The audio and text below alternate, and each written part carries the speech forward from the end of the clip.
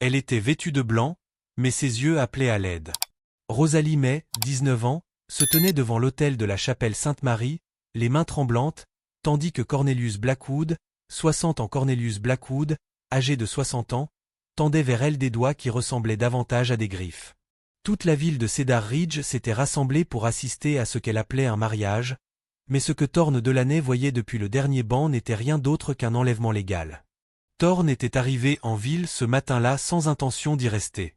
Son cheval avait besoin d'eau, son estomac avait besoin de nourriture et son âme avait besoin de continuer à avancer comme elle l'avait fait depuis 3 ans, depuis la fin de la guerre. Mais lorsqu'il entendit les cloches de l'église et vit la foule se rassembler, la curiosité l'emporta.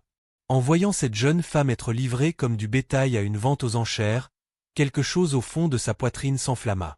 Cornelius Blackwood possédait la moitié des entreprises de Cedar Ridge et toutes ses dettes. Son visage portait les marques d'un homme qui avait passé 60 ans à prendre ce qu'il voulait quand il le voulait.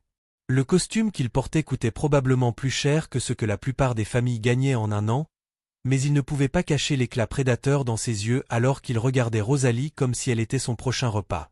La voix du pasteur continuait à parler des liens sacrés et du saint mariage, mais Thorne remarqua que la tante de Rosal, Martha Crenshaw, n'arrêtait pas de s'essuyer les yeux avec un mouchoir. Ce n'étaient pas des larmes de joie, mais des larmes de culpabilité. Cette femme vendait sa nièce pour rembourser ses dettes et tout le monde dans cette chapelle le savait. La robe de Rosal était magnifique, probablement la plus belle qu'elle ait jamais portée, mais elle lui allait comme un linceul. Sa peau était pâle comme un matin d'hiver et lorsque Blackwood lui serra la main, Thorne la vit trembler. Le banquier lui murmura quelque chose à l'oreille qui la fit frémir, et c'est alors que la main de Thorne se posa instinctivement sur le pistolet qu'il portait à la ceinture. Il avait vu suffisamment d'injustice pendant la guerre pour d'y vivre. Il avait vu des hommes bons mourir tandis que des lâches survivaient, des familles déchirées par la cupidité et la violence, mais cela, c'était différent. Cela se passait ici et maintenant, en plein jour, avec la bénédiction supposée de Dieu. Le pasteur éleva la voix pour les derniers vœux. Blackwood serra la main de Rosalie jusqu'à ce que ses jointures blanchissent. Elle ouvrit la bouche pour prononcer les mots qui la lieraient à cet homme pour toujours, mais ce qui sortit n'était qu'un murmure. C'est alors que Thorne Delaney se leva, ses bottes résonnant dans la chapelle comme le tonnerre, et prononça les 3 mots qui allaient tout changer. Le silence qui suivit frappa la chapelle comme un coup physique. Toutes les têtes se tournèrent vers l'inconnu vêtu d'un manteau noir qui venait de déclarer que ce mariage n'aurait pas lieu. Le visage de Cornelius Blackwood devint rouge de rage, son costume coûteux paraissant soudain ridicule sur son corps bouffi. Thor sentit le poids de 50 paires d'yeux posés sur lui, mais son regard resta fixé sur Rosalie pour la première fois depuis qu'il entrait dans la chapelle. Il vit autre chose que la défaite dans son expression. De l'espoir, un espoir dangereux et fragile qui lui serra la poitrine de responsabilités qu'il n'était pas sûr de pouvoir assumer. La voix de Blackwood claqua comme un coup de fouet dans cet espace sacré. Il exigea de savoir qui cet inconnu pensait être pour perturber une cérémonie légale, mais Thorne l'ignora complètement. Au lieu de cela, il descendit l'allée d'un pas mesuré, comme un homme qui avait affronté la cavalerie confédérée et survécu pour en parler. Chaque coup de botte sur le plancher en bois résonnait comme un clou enfoncé dans un cercueil. Le banquier tira Rosalie plus près de lui, la traitant comme un bien que quelqu'un essayait de lui voler. Il respirait par petits coups rageurs et la sueur perlait sur son front malgré l'air frais du matin. C'était un homme habitué à obtenir ce qu'il voulait par l'argent et l'intimidation, mais ni l'un ni l'autre ne fonctionnait sur l'inconnu qui s'approchait de son trophée. Martha Crenshaw se leva du le premier banc, le visage blanc de terreur. Elle supplia Thorne de ne pas s'en mêler, expliquant que sa famille devait à Blackwood plus d'argent qu'elle ne pourrait jamais rembourser. Sans ce mariage, ils perdraient leur maison, leur terre, tout ce qu'il leur restait au monde. Sa voix se brisa lorsqu'elle le supplia de comprendre que parfois, il n'y avait pas de bons choix, seulement des choix nécessaires. Mais Thorne avait cessé de l'écouter dès qu'il avait vu la main de Blackwood se poser sur le bas du dos de Rosalie, la pressant contre lui de manière possessive. La respiration de la jeune femme devint superficielle et rapide, comme celle d'un animal pris au piège réalisant que la porte de la cage était sur le point de se refermer pour toujours. Le pasteur balbutia que c'était tout à fait irrégulier, que la cérémonie était légalement contraignante une fois commencée. Blackwood acquiesça vigoureusement, ajoutant qu'il avait déjà payé la dot et signé les papiers dans son esprit. Rosalie. Tout lui appartenait déjà, Il ne restait plus que la formalité des vœux. Thorne prit enfin la parole, d'une voix empreinte de l'autorité tranquille d'un homme qui avait commandé des troupes au combat. Il posa à Rosalie une question simple qui transcendait toutes les complications juridiques et les obligations familiales. Il lui demanda ce qu'elle voulait, pas ce dont sa tante avait besoin, pas ce que la ville attendait, pas ce que Dieu était censé exiger. Que voulait-elle? La question resta en suspens, comme la fumée d'un coup de feu.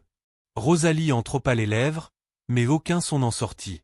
Blackwood resserra son étreinte sur son bras jusqu'à ce qu'elle halète de douleur, puis elle retrouva sa voix et prononça 2 mots qui allaient bouleverser Cedar Ridge, « Aide-moi ».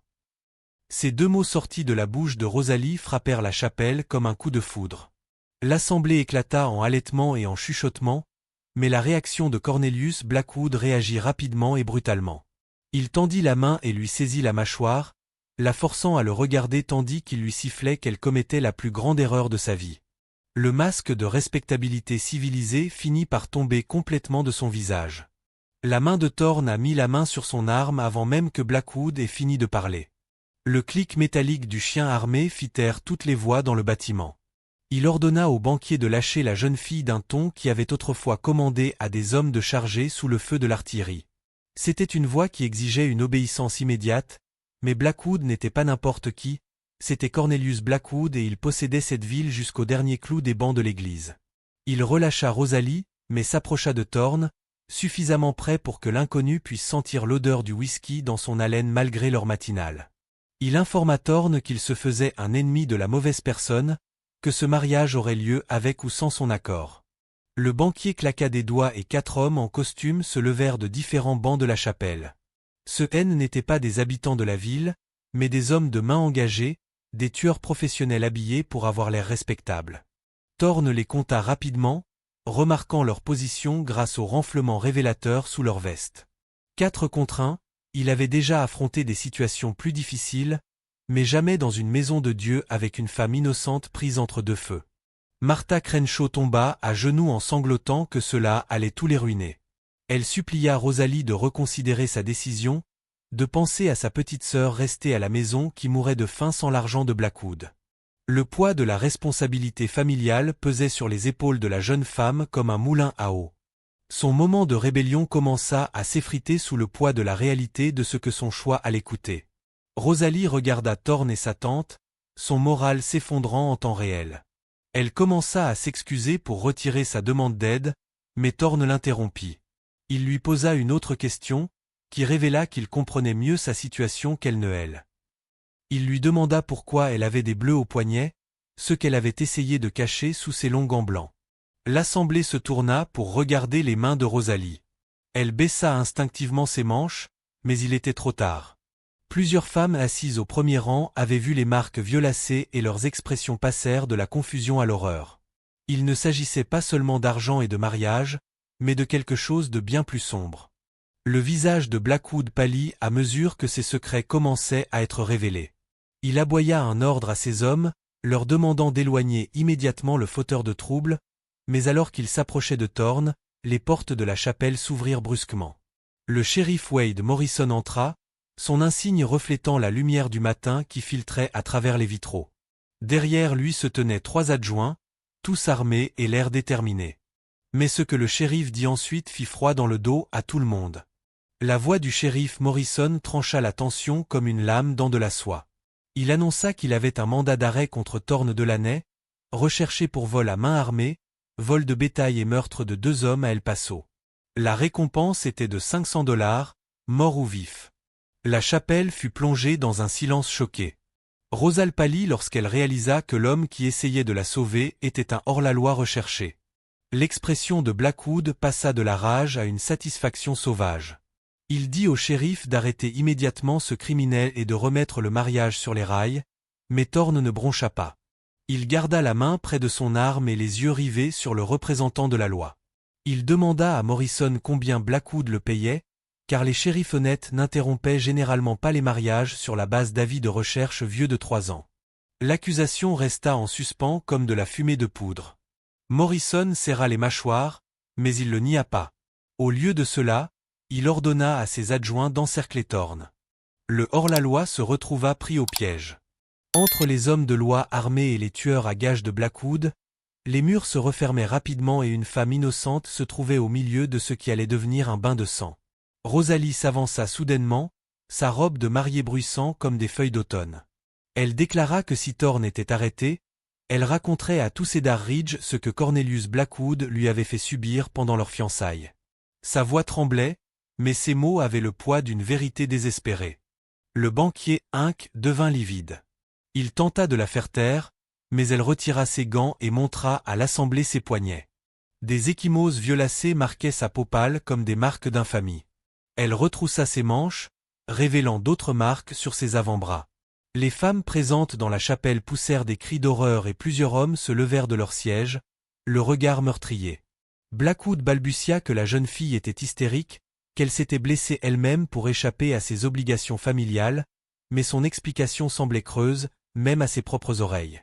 La tante de Rosalie, Martha, fixait les ecchymoses avec horreur, les voyant clairement pour la première fois. La culpabilité sur son visage était dévastatrice à voir.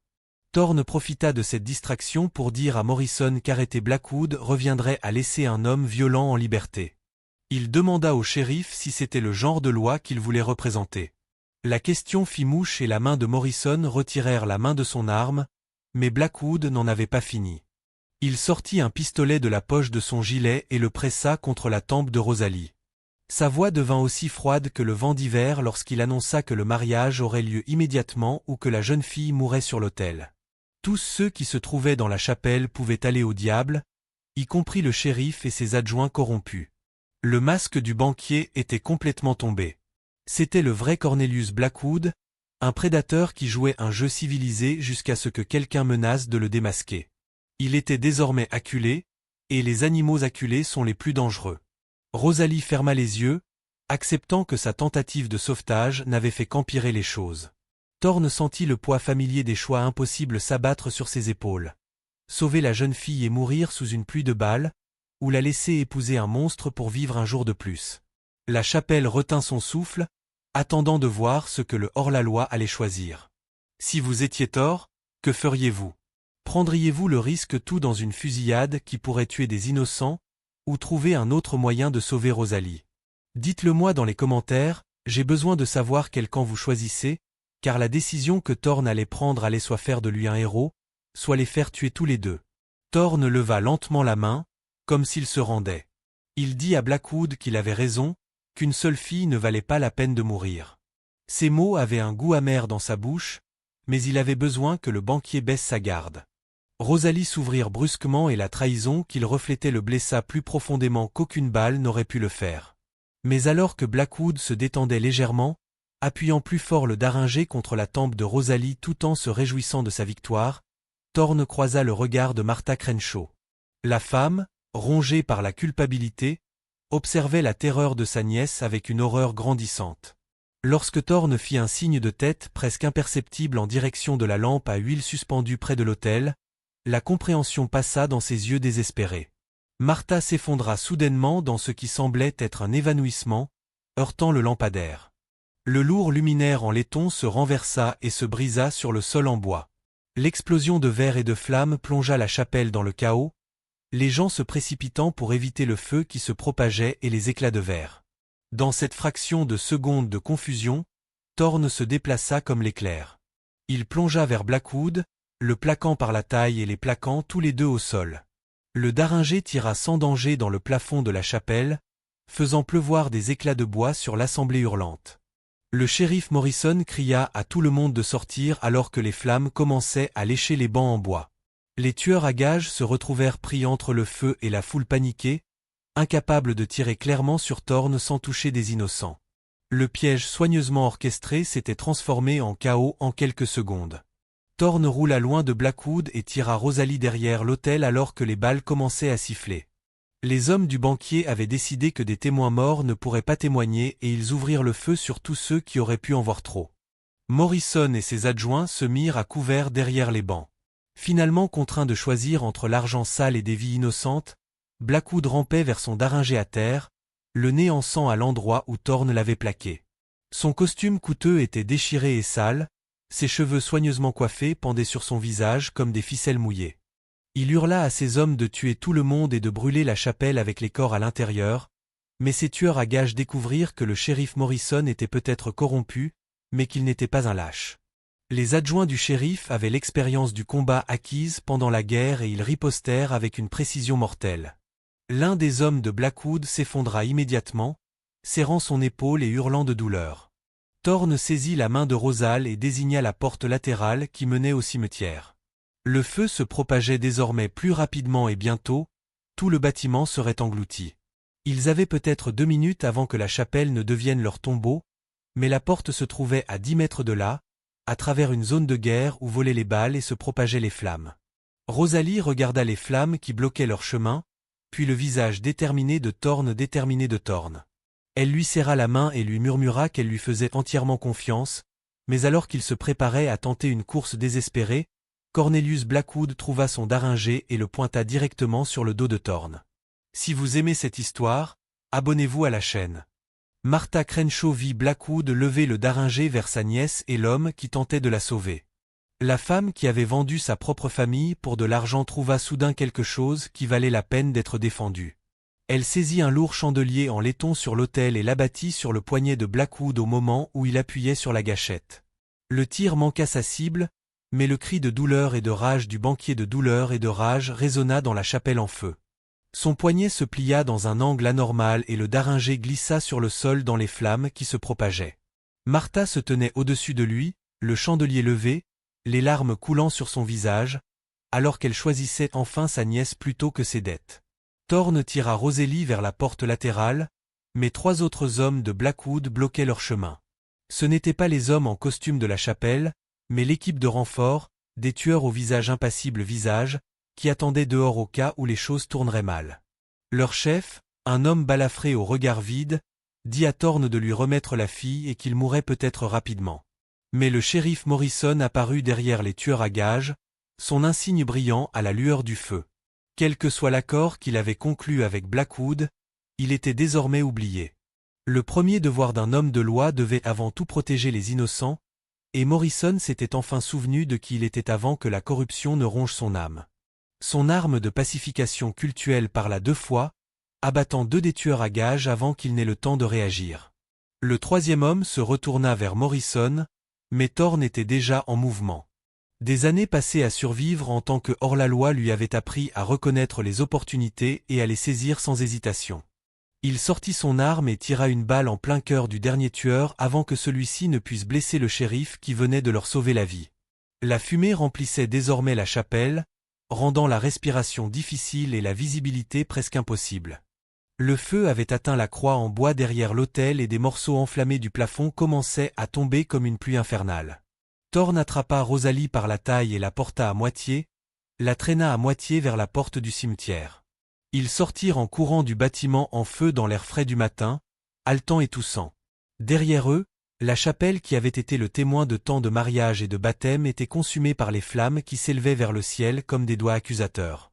L'ironie échappait pas à Thorne, un lieu dédié à Dieu était devenu le théâtre d'une telle violence et d'une telle corruption. Rosalie s'effondra sur l'herbe entre les pierres tombales usées par le temps. Sa robe de mariée blanche était tachée de fumée et couverte de cendres. Elle ressemblait à une mariée fantôme sortie de sa tombe, belle et terrible, et libre pour la première fois depuis que Thorne l'avait vue à l'autel. Elle sourit. C'était un sourire brisé, épuisé, mais c'était un vrai sourire. Le shérif Morrison sortit de la chapelle en feu en soutenant Martha Crenshaw, qui avait inhalé trop de fumée. La femme plus âgée pleurait et s'excusait sans cesse auprès de sa nièce pour ce qu'elle avait failli laisser faire. L'argent l'avait aveuglée et elle n'avait pas vu le monstre auquel elle livrait sa famille, mais il était trop tard pour réparer les dégâts. Cornelius Blackwood n'en avait pas fini. Le banquier tituba hors de l'entrée principale de la chapelle, son poignet cassé serré contre sa poitrine, le visage déformé par la rage.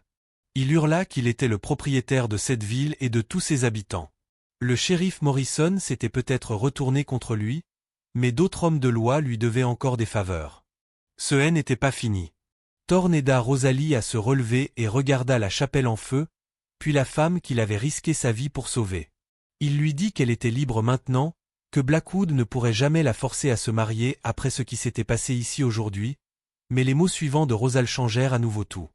Rosalie dit à Thorne que fuir ne résoudrait rien. Blackwood avait à sa solde le juge, la moitié des fonctionnaires du comté et avait des relations qui s'étendaient jusqu'à la capitale territoriale. Il fabriquerait de fausses accusations, falsifierait des documents et utiliserait toutes les ruses à sa disposition pour détruire quiconque s'opposerait à lui. Si Thorne restait pour la protéger, ils finiraient tous les deux morts, voire pire. Le hors-la-loi sentit le poids familier de la responsabilité s'abattre sur ses épaules comme un vieux manteau qu'il avait passé 3 ans à fuir son passé, évitant toute relation qui aurait pu lui nuire ou nuire à d'autres. Mais en regardant cette jeune femme courageuse qui avait trouvé le courage de demander de l'aide, il se rendit compte qu'il était fatigué de fuir tout ce qui comptait. Le shérif Morrison s'approcha d'eux, rechargeant son arme tout en gardant un œil sur le centre-ville où les hommes de Blackwood. Il dit à Thorne que ses accusations précédentes étaient fondées.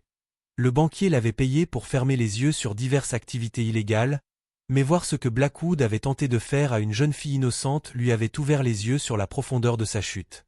Le shérif fit à Thorne une offre qui surprit tout le monde. Le badge de Morrison avait été acheté et payé par la corruption, mais il représentait toujours l'autorité légale.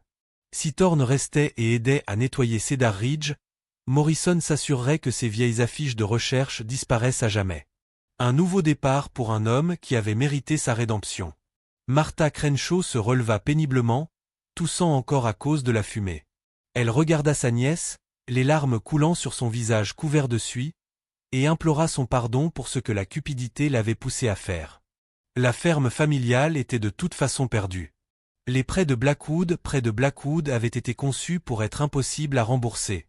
Elle avait sacrifié l'avenir de sa nièce pour rien d'autre qu'un faux espoir. Rosalie prit doucement les mains de sa tante, comprenant que le désespoir pouvait pousser des gens bien à faire des choses terribles, mais elle lui fit également comprendre qu'elle ne laisserait plus jamais personne d'autre décider de son destin. Elle avait 19 ans et elle allait commencer à vivre comme telle. La voix de Blackwood retentit à travers le cimetière, remplie de venin et de promesses de vengeance. Il ralliait les habitants de la ville qui lui devaient de l'argent, leur rappelant que le contrarier signifiait la ruine financière. Plusieurs hommes acquiesçaient, le visage sombre, sachant que le capital était un luxe qu'ils ne pouvaient se permettre. Thorne vérifia ses munitions et regarda la chapelle en feu derrière eux. Le symbolisme ne lui échappait pas. Parfois, il fallait brûler l'ancien pour faire place à quelque chose de mieux. Il demanda à Rosalie ce qu'elle voulait faire, lui faisant clairement comprendre que quelle que soit sa décision, il serait à ses côtés. Mais avant qu'elle n'ait pu répondre, une nouvelle voix fendit l'air matinal. L'adjoint marshal Frank Garrison entra dans le cimetière avec 2 agents fédéraux, leurs insignes brillants à la lueur du feu. Ils suivaient depuis des mois les activités de blanchiment d'argent de Blackwood et le chaos dans la chapelle leur avait donné l'occasion parfaite d'intervenir. Ce qui allait se passer ensuite déterminerait si Cedar Ridge deviendrait un endroit meilleur ou brûlerait avec ses secrets. L'adjoint marshal Garrison mit pied à terre avec la grâce fluide d'un homme qui avait passé sa vie en selle. Il annonça que Cornelius Blackwood était arrêté par les autorités fédérales pour fraude postale, extorsion et complot en vue de commettre un meurtre. Les agents fédéraux avaient monté leur dossier pendant des mois, attendant le moment opportun pour s'attaquer à l'empire criminel du banquier. Le visage de Blackwood devint blanc comme neige fraîche. Il tenta de s'enfuir, mais son poignet cassé et le choc de voir les insignes fédéraux lui avaient fait perdre toute coordination. Il trébucha entre les pierres tombales comme un homme ivre, criant qu'il s'agissait d'un malentendu, qu'il était un homme d'affaires respecté victime d'un complot ourdi par des hors-la-loi et des fonctionnaires locaux corrompus. Le shérif Garrison sourit froidement et sortit un épais dossier contenant des documents. Des relevés bancaires, des actes falsifiés, de la correspondance avec des criminels connus. Le gouvernement fédéral surveillait les activités de Blackwood depuis plus longtemps que quiconque ne le pensait. L'interruption du mariage leur avait simplement donné l'excuse dont ils avaient besoin pour agir ouvertement. Thorne sentit un poids lui être enlevé des épaules lorsqu'il comprit les implications de l'intervention des agents fédéraux. Les relations locales de Blackwood n'avaient plus aucune importance. Le règne de terreur du banquier sur Cedar Ridge touchait à sa fin, non pas à cause de fusillades et de justice expéditive, mais grâce à des voies légales appropriées qui seraient respectées. Rosalie regarda son ancien bourreau être menotté avec un mélange de soulagement et d'incrédulité. Pendant si longtemps, Blackwood avait semblé intouchable, une force de la nature qui écrasait tous ceux qui s'opposaient à lui. Le voir réduit à un homme brisé, gémissant et enchaîné, lui donnait l'impression de se réveiller d'un cauchemar. Pensait que cela ne finirait jamais, le shérif Morrison s'avança et remit officiellement son insigne à Marshal Garrison. Il admit ouvertement sa corruption, sachant que sa coopération avec les autorités fédérales pourrait lui valoir une peine plus légère que s'il tentait de contester des accusations impossibles à réfuter. Le shérif qui avait vendu son intégrité pour de l'argent était enfin prêt à en payer le prix. Martha Crenshaw aida sa nièce à se relever. Les deux femmes se soutenaient mutuellement tandis qu'elles regardaient la justice enfin s'installer à Cedar Ridge. La ferme familiale était peut-être encore perdue, mais elles allaient relever ce défi ensemble, en tant qu'égales plutôt qu'en tant que victimes et complices. Certains liens pouvaient être réparés avec honnêteté et du temps. Marshal Garrison se tourna vers Thorne et confirma ce que le shérif Morrison avait proposé. Le gouvernement fédéral était plus intéressé par le réseau de Blackwood qu'à poursuivre d'anciennes accusations contre des hors-la-loi de petite envergure qui avaient été poussés au crime par des circonstances indépendantes de leur volonté. Le casier judiciaire de Thorne serait effacé en échange de son témoignage sur ce dont il avait été témoin. Le hors-la-loi regarda Rosalie et vit l'espoir remplacer la peur qui hantait ses yeux depuis qu'il l'avait vue pour la première fois à l'hôtel. Elle était libre désormais, vraiment libre de faire ses propres choix concernant son avenir. Il commença à soulever son chapeau et à lui souhaiter bonne chance, mais elle lui attrapa le bras.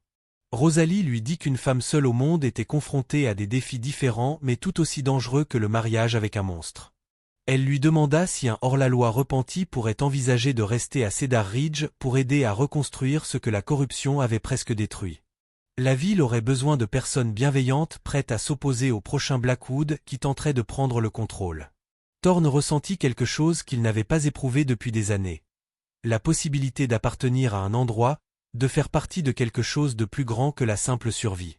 Il regarda la chapelle en feu, puis la femme dont le courage avait tout changé, et fit son choix. 3 mois plus tard, Thor Delaney portait un badge d'adjoint et arpentait les rues de Cedar Ridge en tant que protecteur plutôt que prédateur. Rosalie tenait le magasin général qui avait été saisi parmi les biens de Blackwood, prouvant qu'une femme pouvait gérer une entreprise aussi bien qu'un homme. Martha Crenshaw trouva du travail comme couturière, mettant à profit les compétences qu'elle avait apprises dans sa jeunesse pour subvenir honnêtement à ses besoins pour la première fois depuis des années. Elle n'a jamais cessé de demander pardon à ses nièces et Rosalie n'a jamais cessé de le leur accorder. Cornelius Blackwood est mort en prison fédérale 2 ans plus tard, brisé par le même système qu'il avait tenté de corrompre. Peu de gens ont assisté à ses funérailles et personne n'a pleuré son décès. La chapelle a été reconstruite grâce aux dons des habitants reconnaissants qui se sentaient enfin en sécurité dans leur propre communauté. Lors de sa consécration, Thorne et Rosalie ont été parmi les premiers couples à s'y marier, non pas parce que quelqu'un les y avait forcés, mais parce qu'ils s'étaient choisis librement. Parfois, le salut vient des endroits les plus inattendus, porté par des personnes qui comprennent ce que signifie avoir besoin d'être secouru. Et parfois, la meilleure façon d'échapper à son passé est de se construire un avenir qui vaut la peine d'être cru. Si vous aimez cette histoire, abonnez-vous à la chaîne dès maintenant. Cliquez sur la vidéo à l'écran pour écouter une histoire encore meilleure que celle-ci, plus intense, plus profonde, le genre d'histoire qui fait réfléchir votre âme et battre votre cœur. Cliquez sur la vidéo.